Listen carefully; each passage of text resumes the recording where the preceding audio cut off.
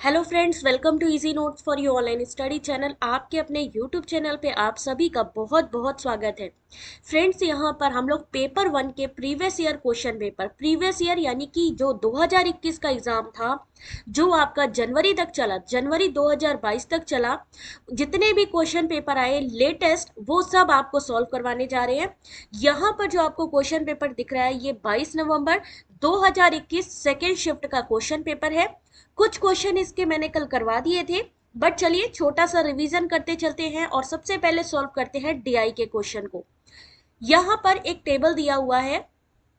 Table में दिया हुआ है इन्होंने कंपनीज, कंपनी के साथ उसका परसेंटेज ऑफ टोटल प्रोडक्शन, यानी कि कंपनी ए में 15% का प्रोडक्शन हुआ यानी उत्पादन हुआ।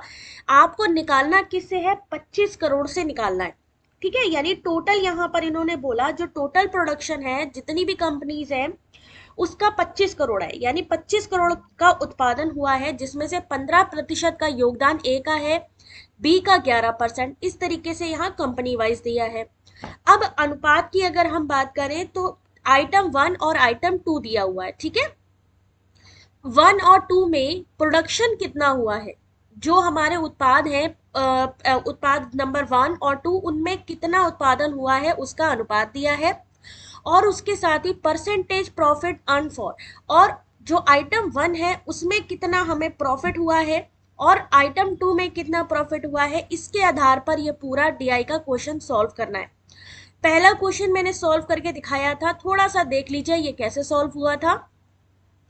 क्वेश्चन था कि कंपनी एफ के द्वारा वस्तु आई के उत्पादन या वस्तु वन के उत्पादन की लागत की प्रतिशतता, यानी एफ कंपनी में वस्तु वन के उत्पादन की लागत की प्रतिशतता डी के द्वारा वस्तु दो के उत्पादन की लागत की तुलना में कितनी है। यानी एफ जो कंपनी है उसमें आइटम वन और डी कंपनी में जो आइटम टू है कितना परसेंटेज है प्रॉफिट का। कैसे निकालेंगे इसको? डी कंपनी और एफ कंपनी की बात हुई थी। डी कंपनी में क्या करेंगे, जैसा कि आप देख रहे हैं 25 करोड़ टोटल यहाँ पर उत्पादन बताया है, तो 25 करोड़ का हम क्या करेंगे, 8% निकालेंगे और 25 करोड़ का 5%। तो जैसे अगर हमें डी का निकालना है तो डी का निकालने के लिए क्या करेंगे, यहाँ पर देख सकते हैं 25 करोड़ का पहले 8% निकालिए, जो कि 8/100 लिखा हुआ है ऑलरेडी। उसके बाद में क्या निकालना है, यहाँ जो उत्पाद का यहाँ पर जो अनुपात दिया है वो निकालना है। क्यों अनुपात निकालना है? क्योंकि यहाँ प्रोडक्शन की बात हो रही है। ठीक है, प्रोडक्शन की बात हो रही है, इसलिए यहाँ पर हमें इस अनुपात पे काम करना पड़ेगा। कितना हो जाएगा, 5 और 3 कितना होएगा, 8। टोटल हमने 8 लिखा नीचे। किसका निकालना है? डी कंपनी में आपको वस्तु एक का निकालना है, यानी इस 3 का निकालना है। तो क्या करना है, सॉरी, एक मिनट रुकिए जरा सा। क्वेश्चन क्या था यहाँ पे, डी में आइटम टू का निकालना है। डी में आइटम टू यानी इस 5 का निकालना है। तो टोटल लिख दिया, रेशियो में टोटल किया 8, क्योंकि हमें आइटम टू का निकालना है तो क्या करेंगे, 5 ऊपर लिख देंगे। उसके बाद 1,25,00,000 यहाँ पर 1,25,00,000 हो जाएगा। ऐसे ही जब हम एफ का निकालेंगे तो 25 करोड़ का 5% निकालिए, फिर रेशियो निकालिए, टोटल 1 और 4 को करेंगे तो 5 आ जाएगा। 5 1 किसका निकालना है, इसके लिए 1 आइटम की बात हुई थी, इसके लिए 2 आइटम की बात हुई थी। जो आइटम के बारे में पूछा जाए उसका अनुपात ऊपर लिखा जाएगा, जैसे कि 1 ऊपर लिखा है और 1 और 4 को प्लस करके टोटल नीचे लिखा है। जब इसका निकालेंगे तो कितना हो जाएगा हमारा, 15 लाख के करीब हो जाएगा। अब हमने क्या करना है, परसेंटेज निकालने की बात हुई थी, तो परसेंटेज जब हम निकालेंगे तो क्या करेंगे, जो 15 लाख है उसको ऊपर लिखेंगे, 1,25,000 को नीचे लिखेंगे और इंटू 100 कर देंगे, तो आपका जो आंसर आ जाएगा वो कितना होएगा, 20%। अब दूसरा क्वेश्चन देखिए ध्यान से, लिखा है what is the total profit earn by company G for item 1 और 2 टुगेदर। क्वेश्चन क्या पूछा गया है कि जी कंपनी के द्वारा आइटम 1 और 2 में कितना लाभ कमाया गया है। ठीक है, अब इसको निकालने के लिए क्या करेंगे, देखिए जरा, वस्तु 1 और 2 में कंपनी जी, कंपनी जी कहाँ है, ये अब क्या करेंगे, पहली बात 12% निकाल लेंगे 25 करोड़ का। 25 करोड़ का, 25 करोड़ सी लिखा है मैंने, आप जीरो लगा सकते हो या फिर उसको लिख सकते हो, इनटू कर दीजिए 12%। कितने यहां पर जीरो लगेंगे, जल्दी बताओ। अगर इसको हमें 25 करोड़ लिखना है तो क्या करेंगे, 1 2 3 4 5 6 7 इंटू 12/100, ठीक है। निकालेंगे 25% का 12% तो कितना हो जाएगा, 3 1 2 3 4 5 6 7, ठीक है, इतना। यानी जी का टोटल उत्पादन कितना था, ये टोटल प्रोडक्शन आ गया किसका, जी का। अब करना क्या है, इन्होंने कहा कि दोनों जो प्रोडक्ट है वस्तु वन और वस्तु टू में जो टोटल प्रॉफिट हुआ है उसे बताइए कितना था। अब हमें पता लग गया है यहां पर कितना है, कितना है ये 3 करोड़ के करीब है। तो इसका निकाल लीजिए पहले, 2 + 1 कितना हुआ, 3। पहले 1 का निकाल लीजिए, कितना होएगा, 3। 1 2 3 4 5 6 7 इंटू 1/3। जब हम वस्तु एक का निकालेंगे तो कितना हो जाएगा, 1 1 2 3 4 5 6 7, ठीक है। उसके बाद वस्तु एक पर अगर हम लाभ को पता करना है तो क्या करेंगे, ये जो हमारा निकल के आया है इसको क्या करेंगे, इंटू कर देंगे 30/100। क्या कर देंगे, इंटू 30/100। 30 यानी ये जो आपका 30 लाख 3 करोड़ के करीब आया था, ठीक है, इसको कर देंगे तो कितना हो जाएगा हमारा, 3। जो लाभ है उसे पता करना है, 1 2 3 4 5 6, कितना हो गया टोटल, 30 लाख के करीब हुआ, ठीक है। अब क्या करेंगे, सेम सेम ऐसे ही जब हम वस्तु दो के बारे में पता करेंगे, फिर से हम क्या करेंगे, ये निकल आया वस्तु एक का। अब वस्तु दो के बारे में पता करेंगे तो क्या होएगा, 30% यहां पर आया वस्तु एक के लिए, तो ये 30% निकाल लिया इसका, ठीक है। अब अगर हमें टू का निकालना है तो 24% करना पड़ेगा। तो इस टोटल संख्या को ले लीजिए, क्योंकि 25 करोड़ का 12%, इसको टोटल फिर से ले लीजिए, ठीक है, इनटू टोटल कितना हुआ, 3। किसका निकालना है हमें, टू का, क्योंकि हमें वस्तु दो का निकालना है। कितना हो जाएगा टोटल, कितनी वस्तु है, जो हमारी दो है वो कितनी वस्तु है,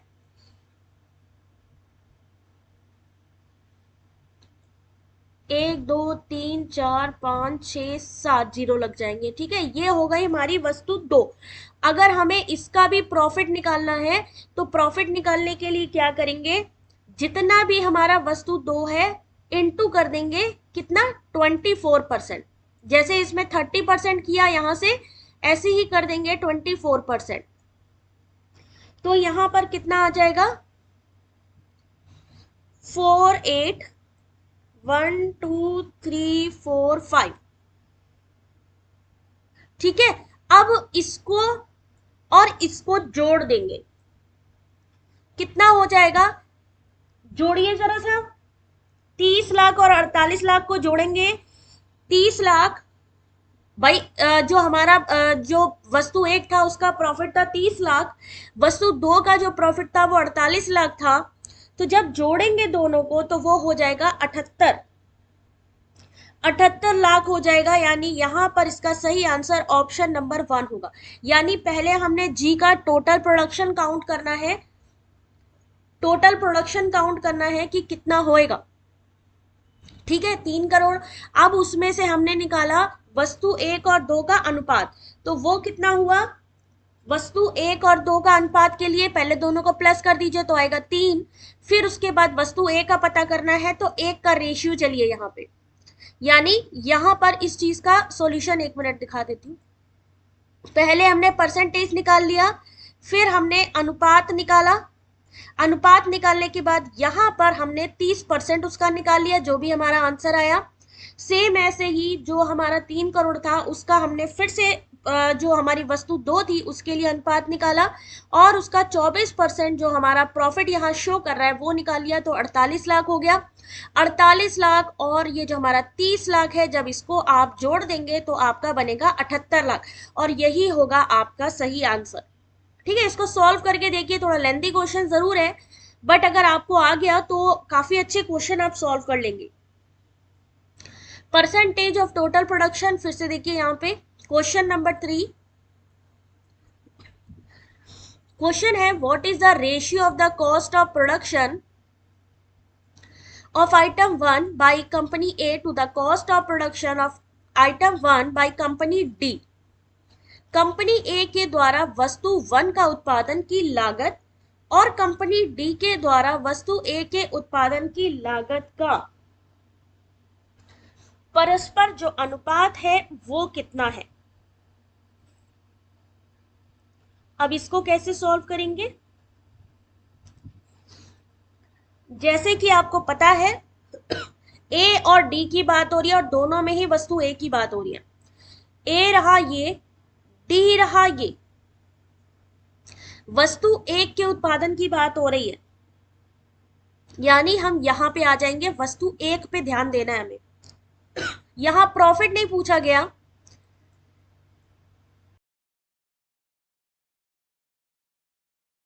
यहां पूछा गया उत्पादन, इसलिए हम अनुपात पे आ गए। अब हमारा 25 करोड़ लिख लेंगे। 25 करोड़ का कितना निकालना है? 1 2 3 4 5 6 7, 25 करोड़ लिखिए, का 15%। ठीक है, अनुपात कितना है? 2 और 5 को जब जोड़ देंगे तो कितना हो जाएगा? 5 इंटू 5 को लिखिए नीचे, क्योंकि हमें किस प्रोडक्ट की बात करनी है? 1 की। इसको लिख दीजिए ऊपर, इसको सॉल्यूशन निकालिए, कितना होएगा? 1.5 करोड़, 1.5 करोड़ होगा। अगर हम डी पे चले जाएं तो सेम ऐसे ही हमें 25 करोड़ का कितना निकालना है? 8%। रेशियो कितना है इसका? 5 और 3 हुए 8, टोटल नीचे लिखे। ऊपर कितना लिखना है? क्योंकि वस्तु एक की बात हुई है तो 3 को लिखना है। अब यहां पे कितना आ जाएगा? 75 लाख। इसको काटेंगे तो कितना हो जाएगा? 75 लाख। ठीक है, एक ये निकल आया, एक ये निकला। अब इन्होंने कहा था, क्या बोला था? रेशियो बताइए। तो हमने क्या करना है? 1.5 करोड़ और 75 लाख को, इसको क्या करना है? ये दोनों डिजिट हमें पता चल गई है, यानी 15,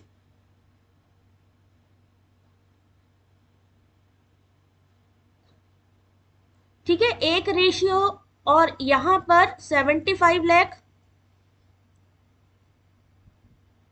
ठीक है, अब यहां से 5 जीरो तो ऐसे हटा दीजिए, 5 जीरो यहां से हटा दीजिए, बचा कितना? 150 और 75, 150 75। अब आप इसको भी अगर आप चाहे तो 3 से डिवाइड कर सकते हैं, और जब आप डिवाइड करेंगे तो आंसर होगा 21। ऑप्शन नंबर 2 इसका सही आंसर होगा। ये लेटेस्ट क्वेश्चन पेपर है 2021 का, जिसको भी यूजीसी नेट 2022 का एग्जाम देना है तो ये क्वेश्चन पेपर आप जरूर सॉल्व करिए, क्योंकि ऐसा ही पैटर्न पूछा जाएगा। डीआई का question number 4, what is the some total of the profit earn by company be on the production of item 1 and the profit earn by company A on the production of item 2। Question को ध्यान से देखिए।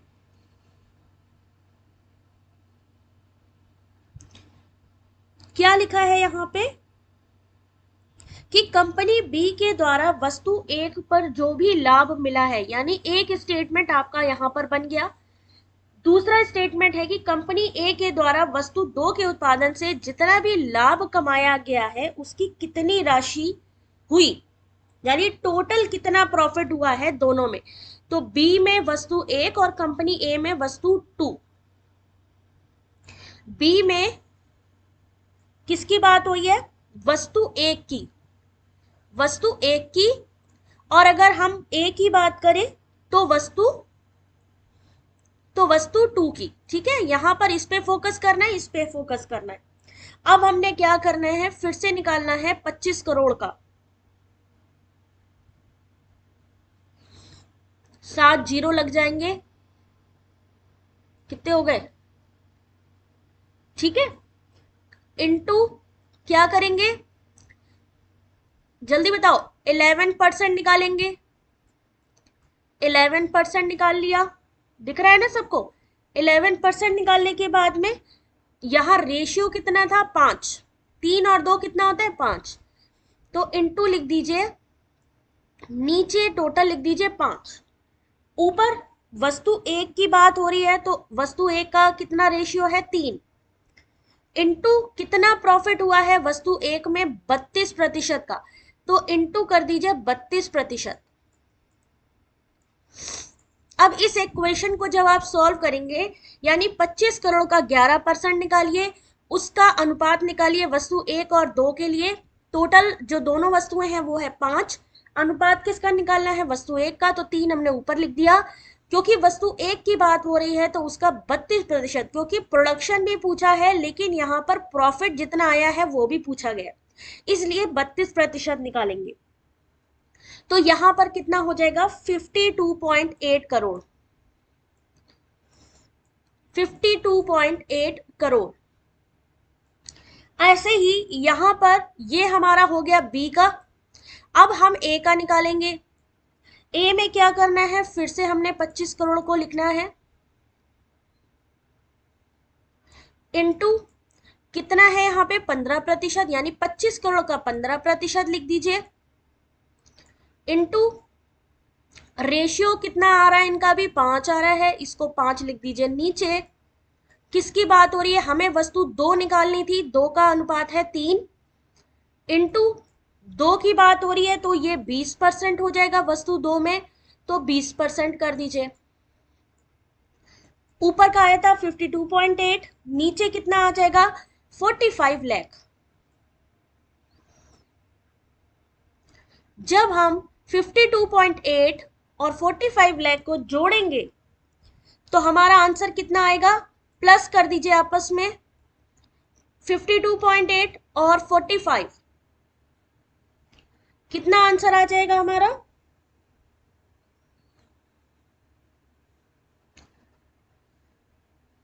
इसका जो सही answer होगा 97.8 lakh rupees होगा। जोड़िए जरा सा 52.8, यहां पर जो है 52.8 करोड़ और 45 लाख।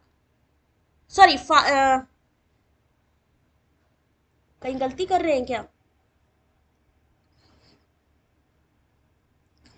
52.8 करोड़ होना तो चाहिए, 52.8। चलो देख लो एक बारी, लेकिन करोड़ कैसे होगा यार, 52 लाख होगा यहाँ पे। 52 और 45, 52 लाख होगा यहाँ पे, है ना, लाख, यानी 52 लाख और 45 लाख। 52.8 लाख और 45, इसको टोटल करेंगे तो कितना होएगा, 97.8। नेक्स्ट क्वेश्चन देखिए।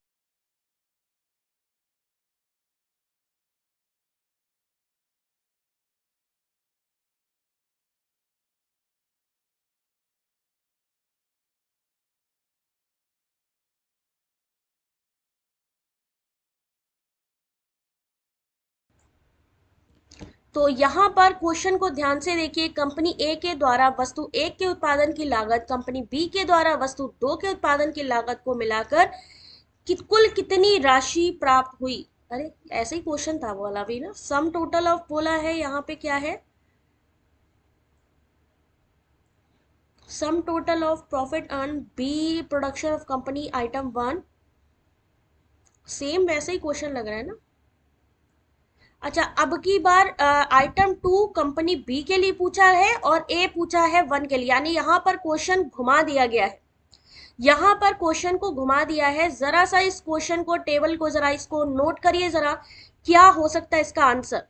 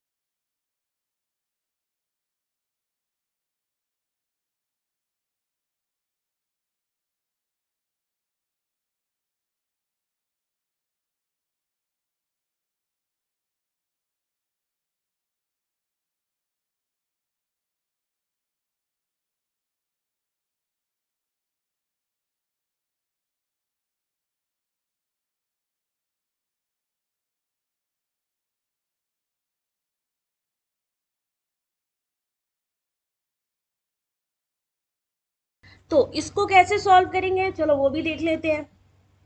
सॉल्व किया अभी तक? कई लोगों को समझ ही नहीं आया होगा क्वेश्चन है क्या। सम टोटल ऑफ, यानी यहां पर कुल कितनी राशि प्राप्त हुई, किसके लिए बात हो रही है? कंपनी ए के द्वारा वस्तु एक के उत्पादन की लागत और कंपनी बी के द्वारा वस्तु दो के उत्पादन की लागत की बात हो रही है। टोटल बताना है। क्या आंसर होगा इसका?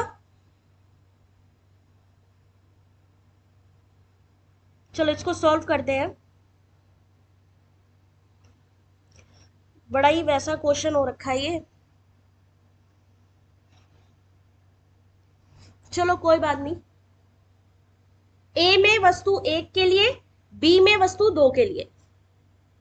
तो फिर से 25 करोड़ का 15% निकाल लीजिए, 11% निकाल लीजिए ए के लिए और बी के लिए।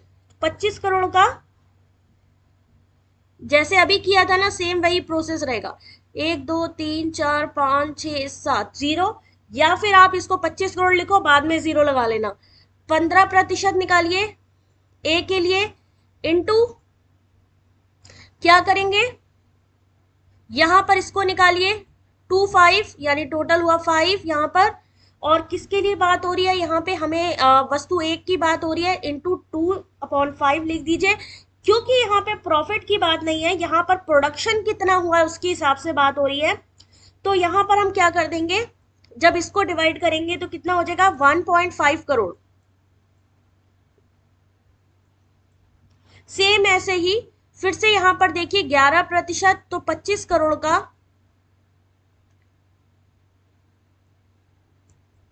कितना हो जाएगा, 25 करोड़ का 11% बी के लिए निकालेंगे, इनटू फिर से 3 और 2 को प्लस किया, कितना हुआ 5।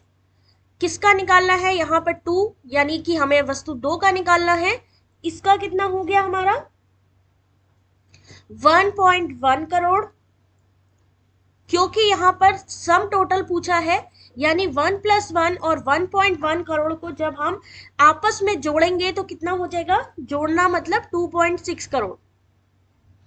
तो यहां पर जो इसका सही आंसर होगा ऑप्शन नंबर 1 होगा, 2.6 करोड़। जिसको भी ये क्वेश्चन समझ में ना आए वो स्क्रीनशॉट लो और टेलीग्राम पे शेयर करना, ठीक है। यहां पर इसका सही आंसर ऑप्शन नंबर 1।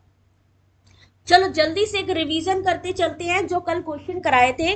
जिन्होंने भी नहीं देखा कल की क्लास को, तो वो यहाँ पर देख सकते हैं कि क्या क्या क्वेश्चन और उसके अलावा पूछे गए। In which level of teaching sing or relationship is promoted as an objective? सही आंसर था बोध sir. Identify the following spectrum of teaching method which are called dialogic। तो इसका सही आंसर था ऑप्शन नंबर बी और सी, यानी कि अनुशिक्षण और व्यक्ति अध्ययन, सामूहिक चर्चा और अनन्य क्रिया प्रस्तुति। जल्दी जल्दी ये थोड़ा रिवीजन कर लेते हैं, बाकी कल का वीडियो आप देख सकते हो, हमारा प्रीवियस वीडियो। यहाँ पर एक मैचिंग दी गई थी इफेक्टिव टीचिंग के की बिहेवियर्स और उनके फीचर्स। इसका सही आंसर क्या था, ऑप्शन नंबर 1, ऑप्शन नंबर 1 पाठ स्पष्टता, अनुदेश, वैविध्य, शिक्षण प्रक्रिया में संलिप्ति, छात्र सफलता स्तर से मिलाना था। ठीक है, इसको स्क्रीनशॉट लेते चलो जिन्होंने कल का वीडियो नहीं देखा है। फिर एक स्टेटमेंट वाला क्वेश्चन था, इसका सही आंसर था, जो हमारा स्टेटमेंट 1 है वो गलत है। छात्रों को विकल्पों का परीक्षण करने के लिए उत्साहित करने वाली कक्षा का संवाद प्रत्यक्ष अनुदेशन का एक उदाहरण है, ये गलत है। पूछताछ का मतलब शिक्षक का छात्रों का विस्तार पूर्वक उत्तर देने के लिए उत्साहित करने वाला कथन है, ये सही है, यानी ऑप्शन नंबर डी। ठीक है, ऐसे ही इनोवेशन वाला यहाँ पर एक स्टेटमेंट वाला क्वेश्चन था, यहाँ पर दोनों ही सही है।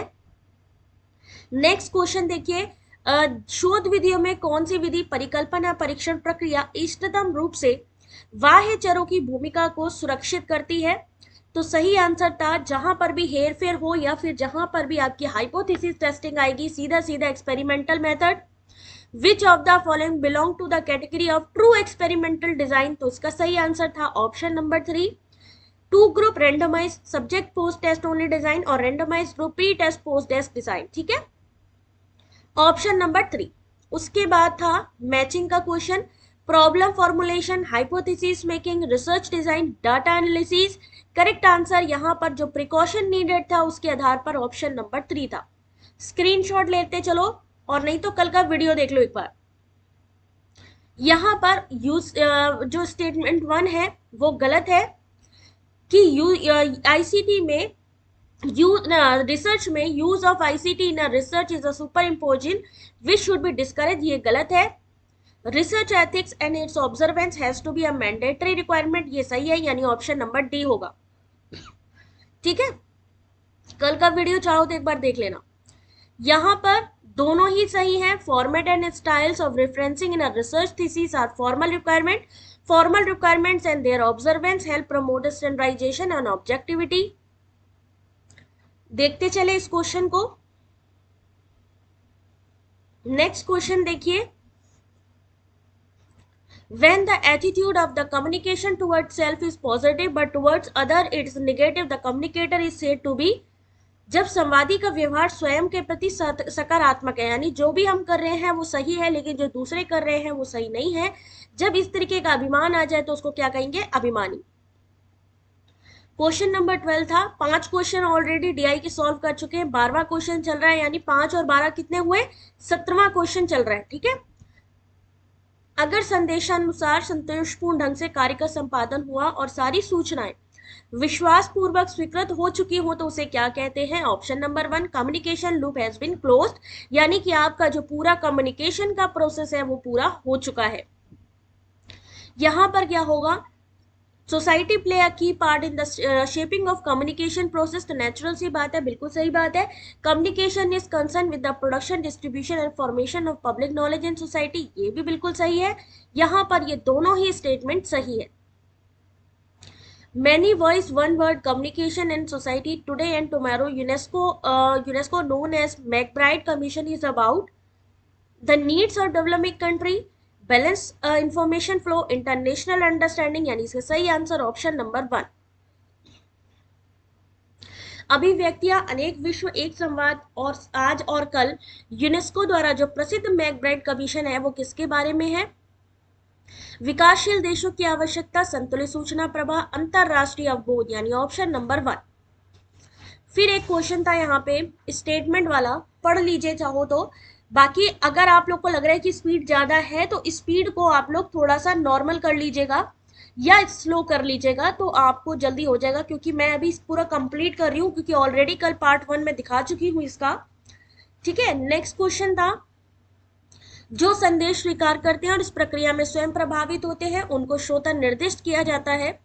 एक व्यक्ति या दूसरे अन्य व्यक्ति जो संदेश को सुनते, देखते और पढ़ते हैं क्या कहलाते हैं? श्रोता। ये दोनों ही कथन सही है।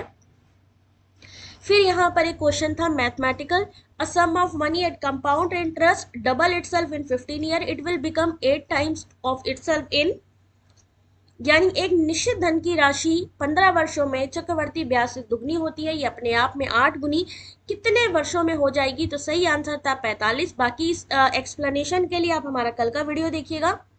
The average age of 3 boys is 25 years and their age are in the proportion 357। The age of youngest boy is कितनी थी? 15 साल, इसका सही आंसर। क्वेश्चन का सॉल्यूशन भी दिया हुआ है, तो पढ़ लेना इस पीडीएफ को, या फिर जो है आप डायरेक्टली कल का प्रीवियस वीडियो हमारा देख लीजिए तो क्लैरिटी हो जाएगी। रेलगाड़ी 50 किलोमीटर घंटे की औसत गति से अपने लक्ष्य स्थल पर सही समय पर पहुंचती है। अगर ये 40 किलोमीटर घंटे की गति से चलती है तो 24 मिनट लेट हो जाती है। रेलगाड़ी कुल कितने किलोमीटर का सफर तय करती है? तो सही आंसर था इसका 80 किलोमीटर। नेक्स्ट यहाँ पर रीजनिंग का क्वेश्चन था, यहाँ पर रिवर्स में हो रहा था, रिवर्स में सब चीजें चल रही है, ठीक है। तो अर्थ शब्द को अगर हम Q P M Z S लिखते हैं तो हार्ट को कैसे लिखेंगे? Option number 4 SQPMZ। यहाँ पर रीजनिंग का एक क्वेश्चन था, रीजनिंग के क्वेश्चन में आपको बताना था 120 के बाद क्या आएगा, तो यहाँ इसका भी मैंने सॉल्यूशन बताया था कि जिस भी संख्या का क्यूब निकालेंगे उसी संख्या से उसको माइनस किया जाएगा। तो यहाँ पर कितना आ जाएगा? 6 का क्यूब लास्ट में करेंगे तो कितना हो जाएगा? -6 210, यही होगा इसका आंसर। एक बार इसको क्रॉस चेक कर लीजिएगा। दिन के समय में सागरिका को गणित की पुस्तक पढ़ते हुए कभी नहीं देखा गया, तथापि उसे 98% अंक प्राप्त हुए, अतः वह रात में गणित पढ़ती होगी। इस युक्ति में कौन सा अनुमान निहित है? ये वाला क्वेश्चन आपका 2020 में पूछा गया देवदत्त वाले क्वेश्चन के समान है, जहां पर वो मोटा भी है, उसे किसी ने खाते हुए भी नहीं देखा, तो हो सकता है वो रात को खाता होगा। तो ये वाला क्वेश्चन सेम उसी पर बेस्ड है और उसका सही आंसर है अर्थपति। नेक्स्ट क्वेश्चन था, विच of the following Indian thought system hold that universal relation in the case of inference cannot be determined because there is always room for doubt about the unobserved cases। यानी कौन सी भारतीय दर्शन पद्धति ये मानती है कि अनुमान से संबंधित सार्वभौम संबंध निर्धारित नहीं किए जा सकते, क्योंकि अनावलोकित मामलों में संदिग्धता की गुंजाइश हमेशा बनी रहती है। तो इसका सही आंसर था लोकायत। फिर से यहाँ पे लोकायत को और क्या कहा जाता है? चार्वाक कहा जाता है, ठीक है। जो इंद्रिय गुणाधर्म का प्रत्यक्ष करती है, याद रखिए ये क्वेश्चन पेपर है 22 नवंबर 2021 का, यानी लेटेस्ट क्वेश्चन पेपर जिसे आप सॉल्व कर रहे हैं। सेकंड शिफ्ट का, फर्स्ट शिफ्ट का भी अवेलेबल है हमारी साइट पे, और साथ ही हमारे यूट्यूब चैनल पे, वेबसाइट को भी आप चेक कर सकते हो, जहां पर हमारे जितने भी सॉल्व पेपर हैं सब अवेलेबल है। पूरी की पूरी फी पीडीएफ आप वहां से डाउनलोड कर सकते हो, ठीक है।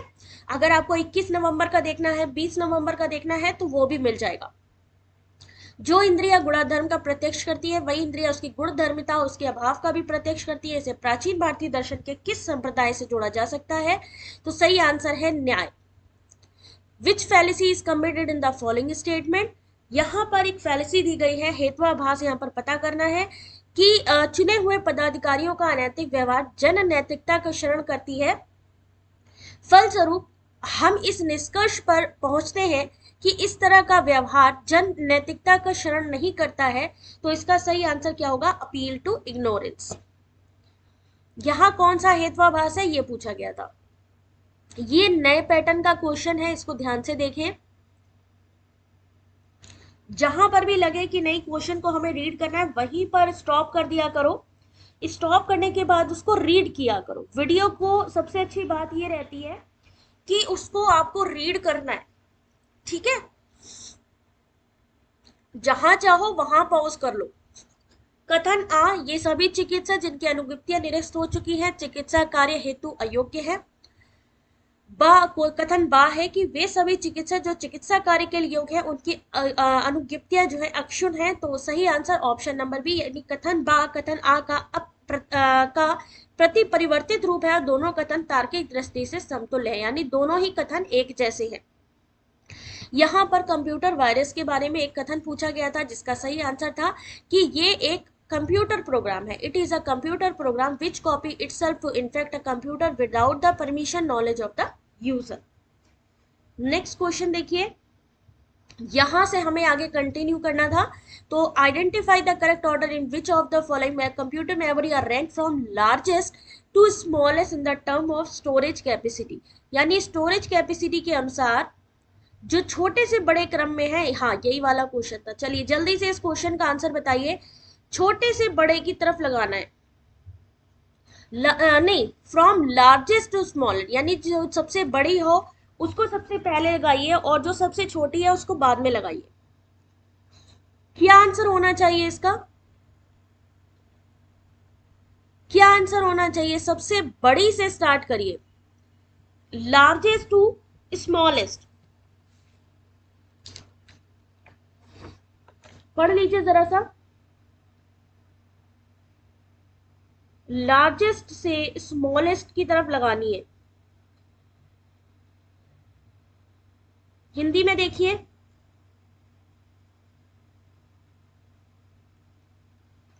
सबसे बड़े से छोटे मेमोरी की तरफ जाना है। तो सबसे पहले क्या आएगी? सबसे पहले आएगी hard disk.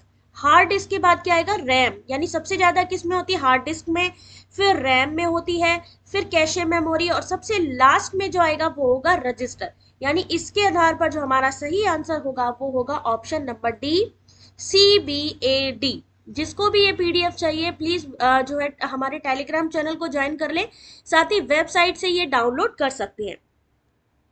The largest decimal number that can be represented and using a 7-bit binary number is 128।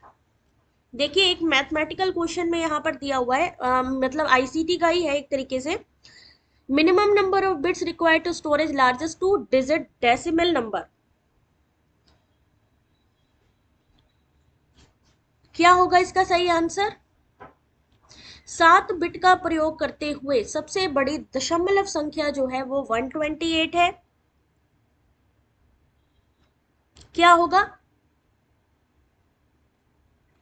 7 bit का प्रयोग करते हुए सबसे बड़ी दशमलव संख्या 128 है, ये गलत है। और सबसे बड़ी 2 डिजिट दशमलव संख्या को जमा करने के लिए न्यूनतम 7 बिट की आवश्यकता होती है, ये सही है। यानी ऑप्शन नंबर डी होगा इसका सही answer. Which of the following group of statement which with respect to world wide web is correct. यानी वर्ल्ड वाइड वेब के बारे में इनमें से कौन सी चीजें जो है वो करेक्ट है? www के बारे में तो सबको पता होगा। क्वेश्चन को रीड कर लो एक बार।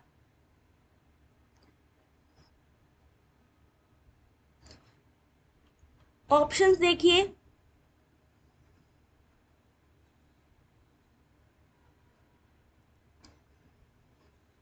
हिंदी में देखो इसे। वर्ल्ड वाइड वेब के संबंध में कौन सा कथन सही है?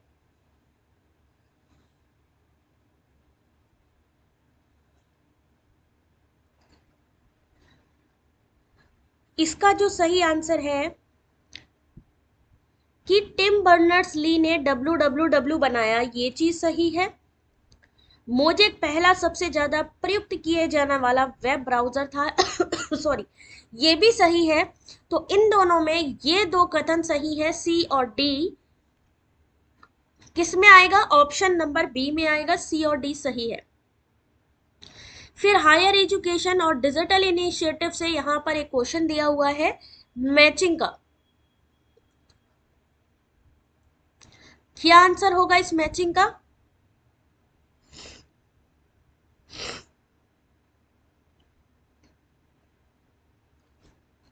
ध्यान से देखिए इस क्वेश्चन को, और स्क्रीनशॉट इसलिए ले लो क्योंकि आपके पास आंसर होने चाहिए कि हम कौन सा करेक्ट कर रहे हैं, कौन सा गलत कर रहे हैं। हिंदी में देखिए, उच्च शिक्षा में डिजिटल पहल कौन सी है? एनएडी क्या चीज होती है? निर्गत करना, जमा करना। यानी एनएडी यानी नेशनल जो हमारी डिपॉजिटरी है उसके बारे में बात हो रही है। डिपॉजिटरी का मतलब ही है जहां पर कोई चीजें जमा करी जाए। तो ऑप्शन नंबर 3 होगा इसका, एनडीएल। सिंगल विंडो सर्च की सुविधा के साथ लर्निंग रिसोर्स सर्च के वर्चुअल रिपोजिटरी का फ्रेमवर्क। स्पोकन ट्यूटोरियल्स क्या होएगा? ओहो, थोड़ा सा गलती हो गई क्या?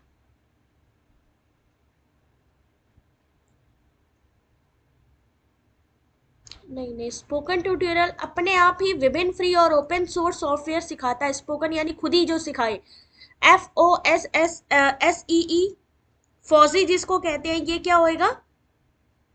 ऑप्शन नंबर 1 प्रोप्राइटरी सॉफ्टवेयर पर निर्भरता कम करता है। ऑप्शन नंबर 1 होगा इसका सही आंसर। इसका जो सही आंसर है वो क्या होगा, ऑप्शन नंबर 1 होगा। ध्यान से देख लें। नेट क्या होता है, नेशनल जो है एकेडमिक डिपॉजिटरी होता है। ऑप्शन नंबर 3 एनडीएल क्या होता है, virtual repository of learning resources with a single window search facility. Spoken tutorial learn various free and open source software by one self. Fauji reduce dependency on proprietary software in educational institution. Next question is ozone layer to become ozone hole, the concentration of ozone should be.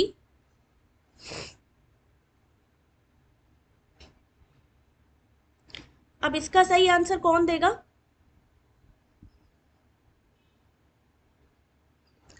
Ozone परत के ozone छिद्र में परिवर्तित होने के लिए ozone का संघनन होना चाहिए। सही आंसर होना चाहिए ऑप्शन नंबर 1 यानी 220 डॉप्सन इकाई, ग्रेटर देन 220 डॉप्सन इकाई।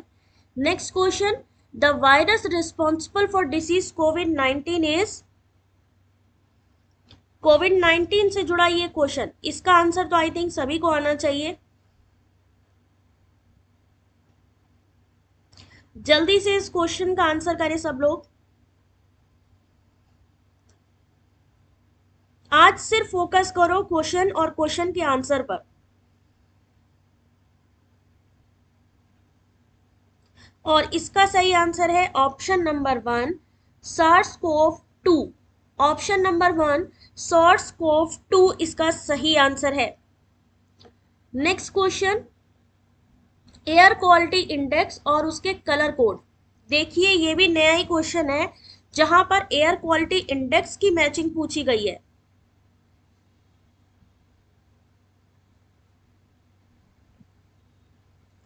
तो जो हमारी वायु गुणवत्ता है उसका जो इंडेक्स है उसका उसके अकॉर्डिंग उसका जो कलर है वो पूछा गया है। सही आंसर क्या होगा इसका?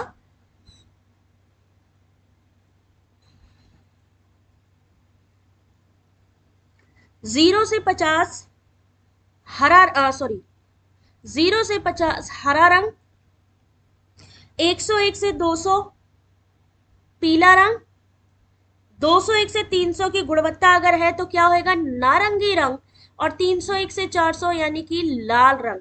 तो इसका सही आंसर होगा option number B. Option number B होगा इसका सही आंसर, यानी 0 to 50 ग्रीन, 101 to 200 है तो पीला यानी येलो, 201 300 ऑरेंज, 301 से 400 है तो रेड यानी रेड अलर्ट हो जाएगा वहां पे। और ऑप्शन नंबर बी इसका सही आंसर होगा। नेक्स्ट क्वेश्चन, थोड़ा सा जूम कम करना होगा मुझे क्योंकि थोड़ा सा क्वेश्चन लेंदी है। समुद्री जल के खारेपन के लिए इसमें आकर मिलने वाली विभिन्न नदियों के द्वारा निक्षेपित खनिजों और लवणों को उत्तरदायी माना जा सकता है, तथापि नदियों का जल खारा नहीं होता क्योंकि।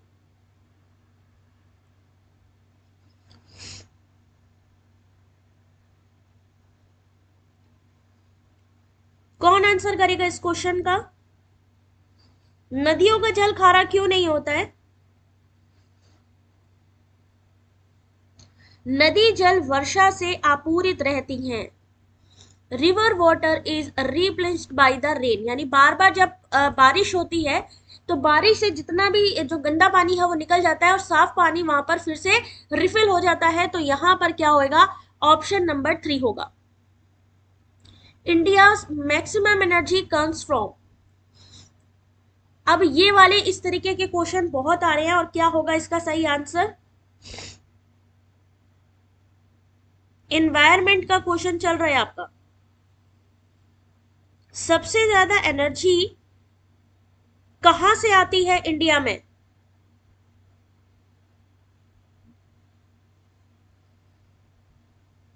क्वेश्चन को देखो, समझते चलो, स्क्रीनशॉट लेते चलो क्योंकि ये बहुत इंपॉर्टेंट है एग्जाम में, आने वाले एग्जाम के लिए। और इसका सही आंसर है ऑप्शन नंबर सी ताप विद्युत संयंत्र यानी कि thermal power plant. Thermal power plant से कितना आता है, कम से कम अगर हम बात करें तो 79.1% आता है थर्मल से। हाइड्रो की अगर हम बात करें तो हाइड्रो से आता है 11.6%। डाटा नोट कर लीजिएगा। न्यूक्लियर की बात करें तो न्यूक्लियर से आता है 3.2%, मात्र 3.2%। और सोलर एनर्जी से कितना आता है,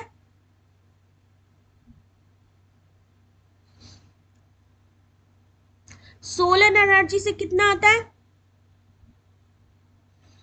कम से कम आपका 5.6%।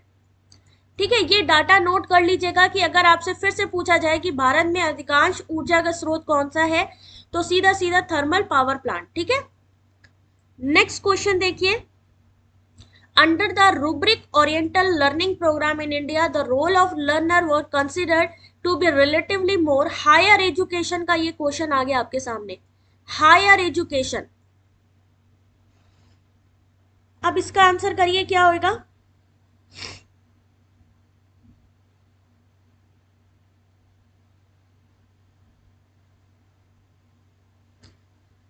भारत में प्राच्य देशज अधिगम कार्यक्रम अंतर्गत अधिगमकर्ता की भूमिका सापेक्षिक रूप से अधिक कैसी होती है, सक्रिय मानी जाती है, यानी active. Option number 1 is correct. Which of the following features are indicative of negative social rather than physical aspect of environment? Question number 7.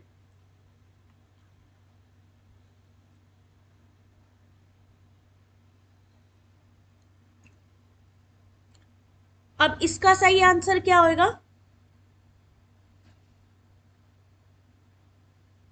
Question को एक बार रीड कर लीजिए।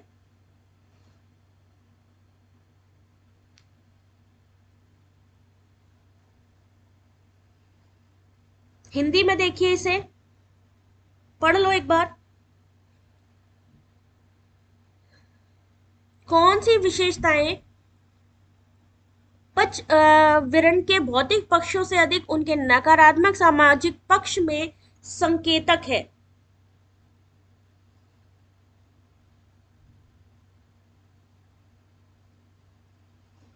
और इसका सही आंसर होगा यहाँ पर्यावरण है ना, पर्यावरण है, पर्यावरण के भौतिक पक्षों से उनके नकारात्मक सामाजिक पक्ष में संकेतक है, पर्यावरण है ये, इन्वायरमेंट।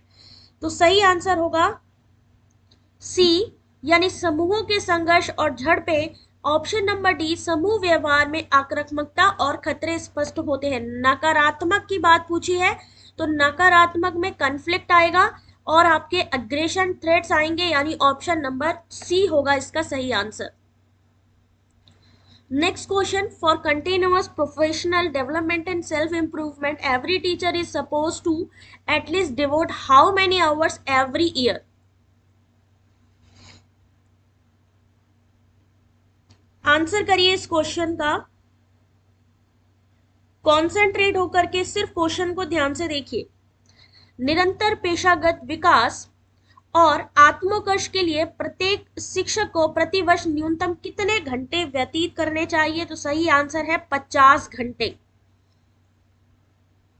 कितना आंसर होगा, 50 घंटे यानी 50 hours. The central motivational goal as evident in personal success through demonstrating competence according to social standard takes the form of a basic value called।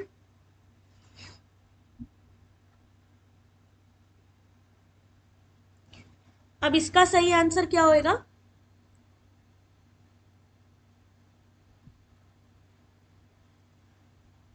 Question को ध्यान से पढ़ें क्योंकि हो सकता है ये क्वेश्चन रिपीट करके भी आपके सामने दोबारा से डाले जाएं। तो एक बार अगर पढ़ लोगे तो वो दिमाग में एटलीस्ट बना रहेगा कि हाँ ये चीज मैंने पढ़ी है, और अगर दोबारा इसको नहीं भी पढ़ोगे तो भी आपके दिमाग में वो चीज सेव हो जाएगी।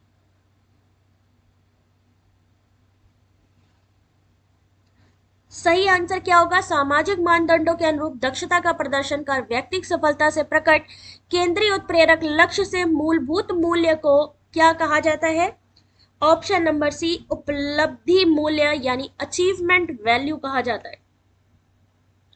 फिर एक आ गई मैचिंग, यहाँ पे आंसर करिए इस मैचिंग का। स्टेजेस ऑफ वैल्यू डेवलपमेंट और डिस्क्रिप्टिव फीचर।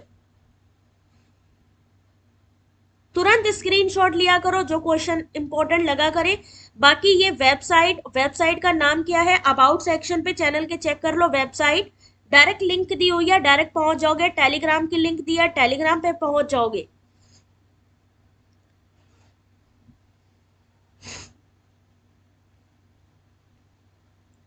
तो इसका आंसर क्या होएगा, मूल्य संग्रहण यानी value collection, value assessment, value clarification, value consultation. मूल्य विकास के चरण।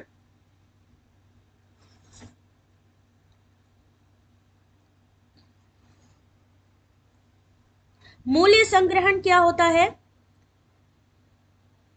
इन्हें समुदाय के सदस्यों से प्राप्त किया जाता है। मूल्यांकन व्यक्ति को पसंदीदा मूल्यों का चयन और उपयोग सिखाने में सहायता करता है। मूल्य श्रेणीकरण जब व्यवहार और उपदेशित मूल्यों में अंतराल हो। और मूल्य समेकन क्या होता है, ऑप्शन नंबर 1 मानव व्यवहार का अनुमान उपलब्ध कराना, यानी ऑप्शन नंबर 1 होगा इसका सही आंसर। ऑप्शन नंबर 1 इसका करेक्ट आंसर। वैल्यू कलेक्शन क्या होता है, option number 4 these are acquired from the members of the community. Value assessment help the individual learn to choose and imbibe the value one cherishes. Value clarification, option number 2 when there are gaps between practiced and preached value। और value consolidation यानी option number 1 provides predictability of human behaviour. अब आ गया आपका RC का question, ठीक है। ये वाली शीट मैं वेबसाइट पर अपलोड कर दूंगी, जहां पर इस आरसी का भी आपके सामने आंसर मिल जाएगा। आरसी क्योंकि लेंथी है, जिसको सॉल्व करना थोड़ा सा डिफिकल्ट है, तो इस वजह से इसको आप लोग सॉल्व करेंगे। बाकी ये पीडीएफ आपको easy notes for you online study, जो हमारा यूट्यूब चैनल है और यही हमारा चैनल टेलीग्राम का भी है, यही वेबसाइट का नाम है, गूगल पे सर्च कर लीजिए और ये पीडीएफ को फ्री में डाउनलोड कर लीजिए, जहां पर आपके आरसी के भी आपको आंसर मिल जाएंगे। तब तक के लिए अपना ध्यान रखें। अब हम मिलेंगे आपसे नेक्स्ट क्लास में, जिसके लिए मैं आपको टेलीग्राम पर अपडेट कर दूंगी, ठीक है। तो जैसे भी होगी, आज थोड़ा सा मुझे जरूरी काम है, जिसकी वजह से हो सकता है डिले हो या फिर मैं कल अरेंज करूं क्लास, बट जो भी होगा मैं टेलीग्राम पर अपडेट कर दूंगी। तब तक के लिए जिन्होंने अभी तक वीडियो को लाइक शेयर सब्सक्राइब नहीं किया, लाइक शेयर सब्सक्राइब कर लो, और मिलेंगे नेक्स्ट क्लास में। Thank you, God bless you बेटा।